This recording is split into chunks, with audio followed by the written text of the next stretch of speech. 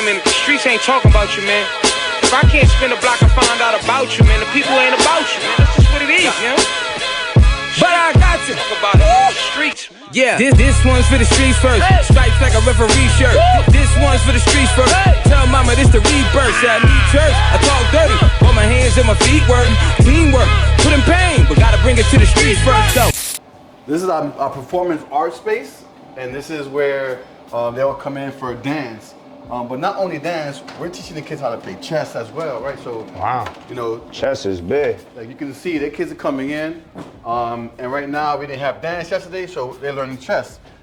It's like, oh yeah, I'll move a piece. Nah, they're learning the story about, there's a story behind chess, and they're learning that. So if you look at both sides, we have tables set up for different age groups, elementary school and middle school.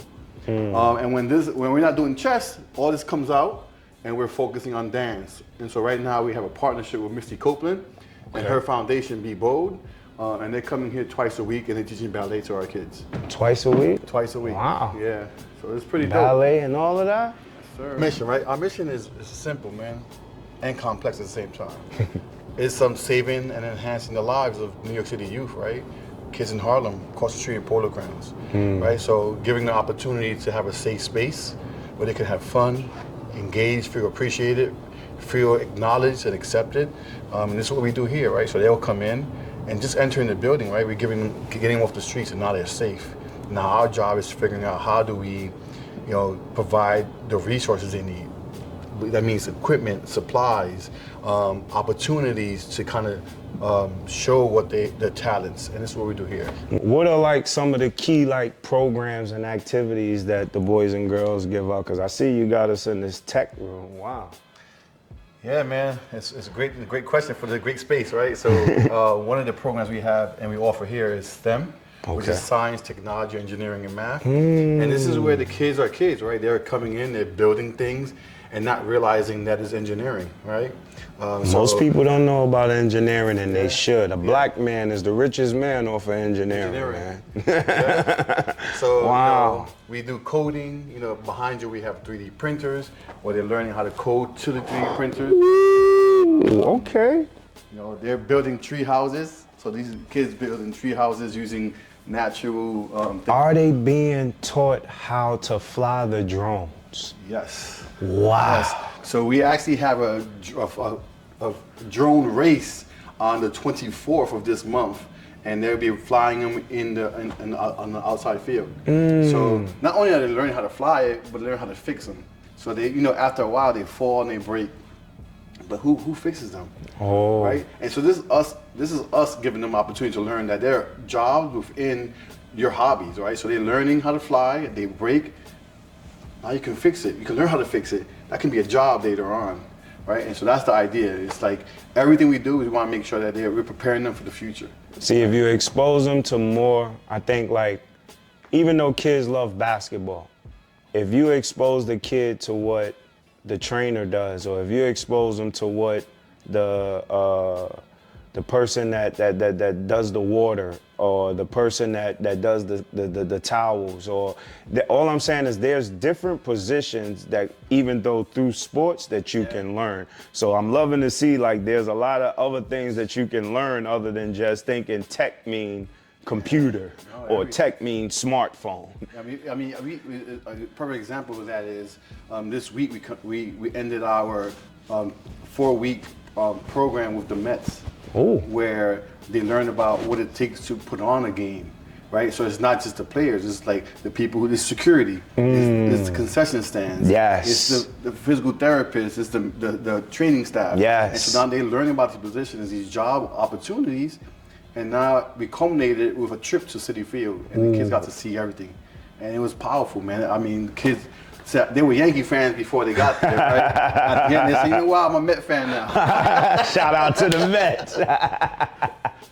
This is our teen recreation room. Teen recreation room. But we use the space for a little bit of everything, right? So before you tell me, so I think I got a question for you, knowing that it's the team's rec room. When it comes to things like mental health, how do you guys reach, the community and the kids when it comes to mental health? Yeah, so I guess I'll start by saying this. every teenager that comes in the building gets paired with a mentor, which is a staff member. And they come into this space, and this is where we meet them where they're at. So they come in, they hang out, they play board games, create puzzles, play video games. But in that room right there, this is where they come in and they want to talk to their mentor. Right? Okay. If they have any issues or challenges that they're facing, this is our space. And so we use this space to get them comfortable and let them express their feelings and emotions or any challenges they're facing. And then we meet with them on a regular basis, right? And if we can't provide those services they need, then we're finding somebody who can. Wow. Yeah. So they have like I don't want to say like a one-stop shop, but like when I was growing up, I had like Grand Wyndham or Abyssinia where I could go to the church and they would have like a room for us where we could play. So to see something like this today, where you guys are able to reach the kids and have activities, but also have a mentoring space where you can talk with them and they can have one-on-one individual, so being that all of that is available, how do the community learn about those services?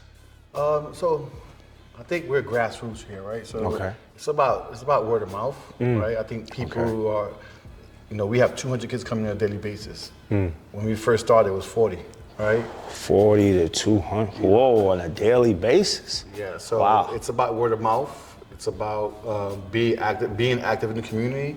So we have our teams who are advocating for themselves through our mentorship program, through our leader corps, right? And this is a community service group that they go out and identify areas that they want to see improved, and then they come up with a plan. And so getting our kids out there, and they are our speaking points, right? They're the ones who are advocating for the program because they know what we do and how we do it with them. You gotta meet the kids where they're at, right? And when you go to programs, they got to fill out these 5-page, 10-page applications. And so we try to modernize it. And so we just created a flyer with a QR code, right? Something as simple as scanning a QR code and doing it with your phone and registering that way. Now they're more likely to register and come in and be a part of the program. QR code, little things. QR codes for your music studio. Makes a difference. So how do you foster leadership and how do you do that amongst the youth, that's here in the program? So we have our signature program. It's called the Youth of the Year program. Youth of the Year, okay. Youth of the Year program, and it highlights leadership. It highlights college readiness, and the idea is we're preparing these students 4 years of high school, and their senior year in high school, they're working on presenting themselves and showing the work they've done as leaders in the community and in the clubhouses. And then it's a competition. It's a national competition. So you're going club agency-wide, statewide, and then national. And then you're going against all the boys and girls throughout the 50 states. And so they have to show that they have done community service. They have to show that the academics, it may have started off rocky, but now they're at a 93.7 GPA from a 65, right? And so that they're growing, they're showing growth, and they show that the impact we've had on them has made that change for them. What are kind of some of the, I don't know how they say it, rewards? If a kid could hear from the director the type of reward that you get when you put the work in and be able to elevate, what are some of the things that you would say you guys give to them to let them know you recognize what they're doing? I mean, we recognize kids every way we can, from raffling off bikes to giving out scholarships. Oh, I was just getting ready to ask you. I saw what is that, Raising Canes, the bicycles downstairs when I came in. Wow. Oh, y'all raffle off bikes too? Raffle off bikes monthly. Monthly? Yeah, oh, y'all giving away bikes monthly. This ain't no once a year thing. This is monthly. It's a regular thing. But in addition to that, we're giving them opportunities to move forward, right? So, as part of the Youth of the Year program, just for participating in it, you get a scholarship for college or trade school. Ooh, or trade. Ooh, that's big. Yeah, I mean, because college may not be for everyone. That's right. So that is one thing. We giving out laptops or devices that are going to help them in that next step. So it could be tablets, it can be laptops, whatever it is they need. I have a prime example. We have a gentleman who was with us all 4 years in high school. When he first came in here, oh man, it was difficult. You know, every day having to kind of talk to him. After 4 years, after COVID came in, you know, the highest GPA in the clubhouse. Wow. Youth of the Year member, got the scholarship going to Old Westbury. And this is the second year in, and he's doing great. And we're still supporting him, right? We're Tremendous supporting him. Hey, I need some extra money to pay for a bill that I wasn't expected. We'll take care of that. Wow. You know, what else? You need a laptop? We'll take care of it. As a matter of fact, you need a job? When you come back, you're working at the clubhouse. And so it's just like making sure that whatever they need, we're giving to them because they need to be successful by any means necessary. You meet the needs to let them know that someone does care. There's people here that's watching. 100%, man. That's what I'm talking about. Career. So you gotta meet them where they're at, right? This is what they want. You know, we give it to them. In return, all we ask that you put the work in to get better.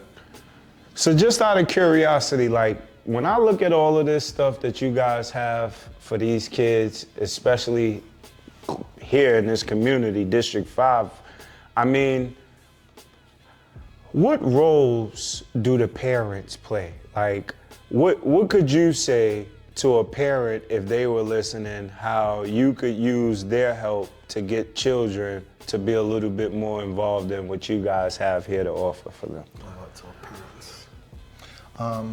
Parents is big nowadays in the kid's life, just in, you know, kind of like giving them direction. You know, I know it's hard today for parents to really like control their kids, but I know that kids are kind of like open to direction, whether it's from the internet, whether it's from different spaces, but they grasp a little bit to direction. So I'm just curious, what role could the parents play in helping directing kids to come here?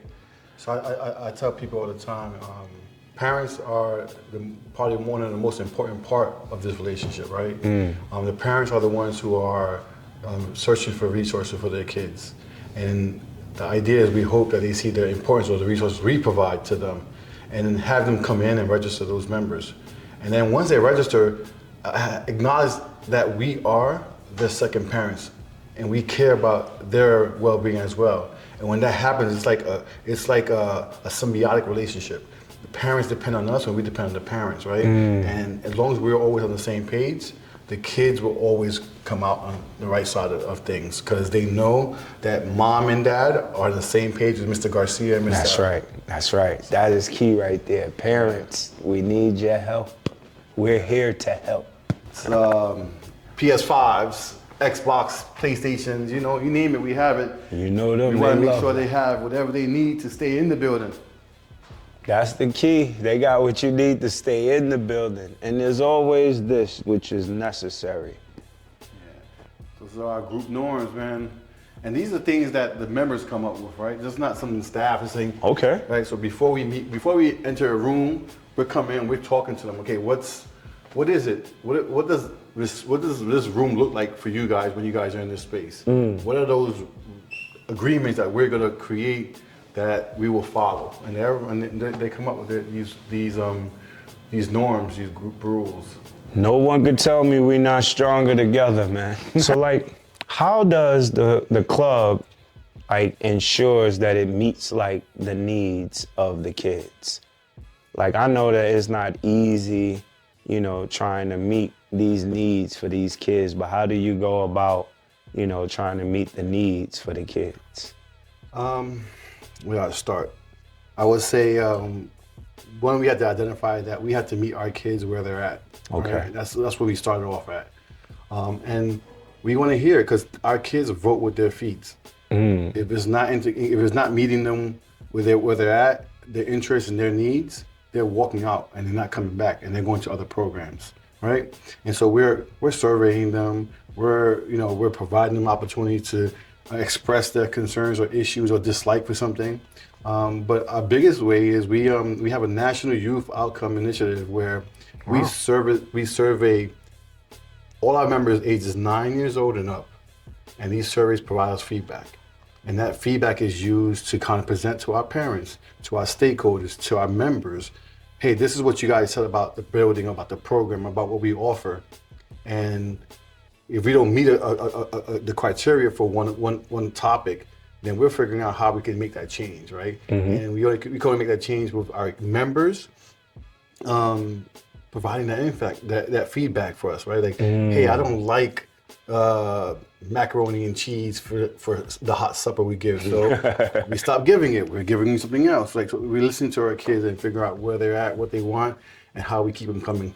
So when you basically meeting them and hearing them, that's what a lot of spaces, I'm quite sure, sometimes don't. They have things set a certain way, and I'm learning that, you know, here you do things a little different. You try to understand where the kid is coming from and then try to meet the needs after having an understanding for the kid versus just telling the kid, this is what's here for you, try to work with what we got. 100%. Ah, okay. 100%. Okay. Give us your story. What has it been like for you right now, like coming up, you know what I'm saying? Now being here in Harlem, being a director of the Boys and Girls Club, if you don't mind giving us a little bit of your story, like what is that like, Jay? It's a dream come true, man. Honestly, I grew up a few hundred feet from here, right? And I always came to Harlem, you know, to watch games at Rucker Park. A friend of mine, which you probably know well, John Strickland, was in my building. Rest in peace, Big Strick. And he would always tell me to come watch him play down here. Now we would come down as a building, come down and watch him play. And so I seen the community. I know how the community worked. And I knew in this very space, there's that parking garage where we stored the Rucker Park equipment, right? Yes, sir. And after games, we were out there partying. Yes, sir. And so when I came in, there was no more garage and it was this building. I was like, wow, man. Wow. Things have changed, right? And it's like, I was that kid that my mom wouldn't let me come down those stairs. Those legendary stairs right there. Yeah, you know. From, what is that, St. Nick, Edgecombe? Edgecombe, yeah. Down to 8th Avenue, to Bradhurst right here. Yeah, man. So I was that kid whose mom wouldn't let me come down those stairs. And I was like, oh wow. Like, and to come in and be an impactful part in the community and servicing the kids now, it's unbelievable, man. It's a great feeling. And you know, I'm not gonna even sugarcoat it for you. There are days where I'm frustrated, I'm tired, I'm overwhelmed, right? And when I come into that door and you see those kids smile, it's like none of that matters no more. Well, one of the things that I'm happy about is I'm happy to see a familiar face try to help some familiar faces, man. So you being a director here at the Boys and Girls Club, Pinkerton Houses in Harlem, what could the broader community do to help you do better by these kids here? Like, how could we be a little bit more involved? What are some of your ideas that you think, maybe even like a person like myself, how do you think Adrian could be a little bit more involved with helping the kids here in Harlem? So I'll start with you, right? So I'm thinking, you know, you think about history, right? Legend, you think about a person who cares about his community. And so one of the things right now is we're working on developing a basketball team, right? Okay. An in-house team it's just not just about basketball, it's about mentoring. It's about getting our members to understand the game of basketball and the game of life. And needing somebody who come in and say, you know what, I can do that, let me help you out with this. But in addition to that, it's just really talking about the community at large, is making sure they support, right? Yes, I think support comes in many ways. As simple as just acknowledging we're here and talking to parents or other members in the community and letting them know, hey, the Boys and Girls Club up the block. You should take your kid there, right? Or it can be, hey, you hear some funding opportunities, you hear some partnership opportunities, stop by, right? My door is open 24/7 sometimes, I think. But I'm here, again, 9 to 9 sometimes. You guys, if they're interested in partnering and supporting, all they do is come in and ask and let me know, hey, this is what I want to do, how can I support? And if it works out, we put something together and it makes work. Well, we definitely gonna sit down and chop it up. You know, I do have friends like Joakim Noah and Danny Green that would love to get involved with me and helping kids and doing things with basketball and mentorship. So, that's not something we'll discuss on camera, but we will have further conversations. You know what I'm saying? We will have conversations to help the streets. I'm just asking. Kids come in as early as 2:20. 220? Kids get dismissed at 2:15. We're picking kids up, man. We're picking up from 2 local schools right now, and I'm hoping to pick up some from more local schools. But we're picking up about 50 kids from 2 different schools, and they're here by 2:30. They're eating a hot meal. They are getting ready for programming, and they're super excited to do something different every day. That's what I was getting ready to say. Like, that's why I would love, me and you should sit down and we're gonna figure something out, because again, I would want to be a part of going to those schools to pick them up so that you could get that reaction that you got when I came here. Yeah. And I can get the kids to start coming. Yo, he's working in that building. Yo, Adrian's in that building. You get what I'm saying? Like, no, but once I do my work, my side, then we could sit down and put that. But that, to me, I want to see Harlem here. I want to see them taking advantage of the space and the resources that could be available for them. You know what I'm saying? And again, I just feel that will trickle down where kids that like to scream, yo, A Butta was coaching me, or A Butta was teaching me something. I need the other kids to be able to hear that. Yeah. And I just feel like I don't want them to hear that, and I'm doing it in the park. That's no disrespect. That's what Future and them doing. I'm not charging no parent to teach no kid, bro. Why are we not, like you heard me say, getting with organizations, foundations, and things of that nature, and let's start having to make sure that things is free for kids. About giving the others, I got a good room to see downstairs. It's our pantry room. Oh, man. We give out food, we give out sneakers, we name it, we giving it out, man. Pantry room is giving out food and sneakers. Yeah. It's crazy, right? How do you connect with like the schools and the community? How do, the Boys and Girls Club try to reach out, to get them to see what you guys are doing over here and have available? So I have several answers for that. I think one right now is we have a major state grant, which is called LEAPS. LEAPS? Yes. Wow. And this grant is supporting us for the next 5 years. Okay. And so the idea is when we apply for that grant, it was through a partnership with the local district, which is District 5, and the local schools, which is PS 46, TMA Lower School, PS 200. Okay. And so right now, we're able to serve 243 kids supported by the state, the kids in District 5. So that's point one. Okay. I think point two is we're supporting the schools, because the support of the schools is supporting the students. Okay. And so we'll host graduations upstairs for the kids. That's dope. We'll provide them opportunities to get to the school, teachers and students, opportunities to go to plays and games and things like that on us, right? And show them that we appreciate the work they do for us to make sure kids know they have a space to come to. I think that's key, making sure that the schools and the organizations are kind of like connected, not more so always on the same page because everybody has different things to offer, but I think that it's necessary that District 5 and the community know what you is doing over here. This is really, really a real dope give back, and I don't say give back in a way where, how do I want to say this? Again, free. You know what I'm saying? I love to showcase where people are working hard to make sure it's free for kids. You know what I'm saying? I'll tell you, we have an after-school program. We have a summer camp program. So our program is year-round, so it's not just summer camp. Wow. If you're in our after-school, you're in our summer program. What? And it's at no cost.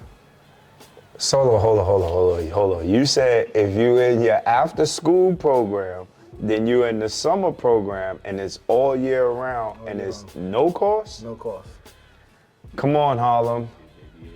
What are we waiting for, y'all? Don't worry. We gonna tap in, we gonna get connected. We got something coming. Curiosity now that we kind of like to the end of the show. What are like the long-term goals for the Boys and Girls Club? Like, what's your vision, overall for them? Like, what do you see up and coming that you're trying to bring and implement?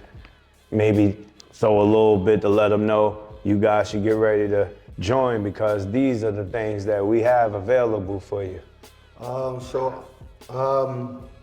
guess my ultimate goal, my vision, is to serve more kids. Okay. Serve them better. Right? So more kids and serving them better.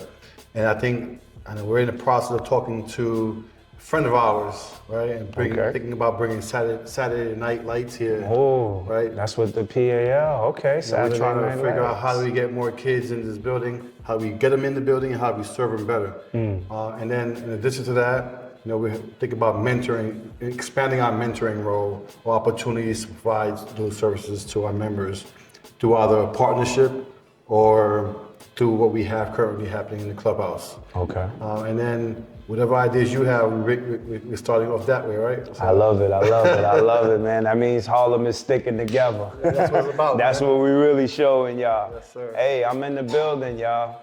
As you can see, I had to come tap in with the director, my man Jason Garcia. I'm grateful and appreciative for what he's doing. This building has been here since 2019. They're doing some good things in Harlem. I know at times people may think this is a building that's in the cut, but guess what? It's here, it's available. And I'm showcasing it all to y'all because we want the kids to come and grow in an environment that they can be comfortable with. Not just what we have to give to you with activities and programs, but as well as people. I wanted you to be able to hear that there are people here that cares. And that's all that we need, to see that people do care. So let's connect, let's build, let's unite, and let's really show that Harlem can be stronger together. I'm outside, baby. I'm trying to give you the best of Harlem. It's your boy A. Butta. Streets. Yeah, this one's for the streets first. Stripes like a referee shirt. This one's for the streets first. Tell mama this the rebirth. I need church. I talk dirty. All my hands and my feet work. Teamwork. Put in pain, but gotta bring it to the streets first though. Hardships to the starship. Legend off the Rucker Park bench. You a marksman with your game A. Got me putting butter in the margin.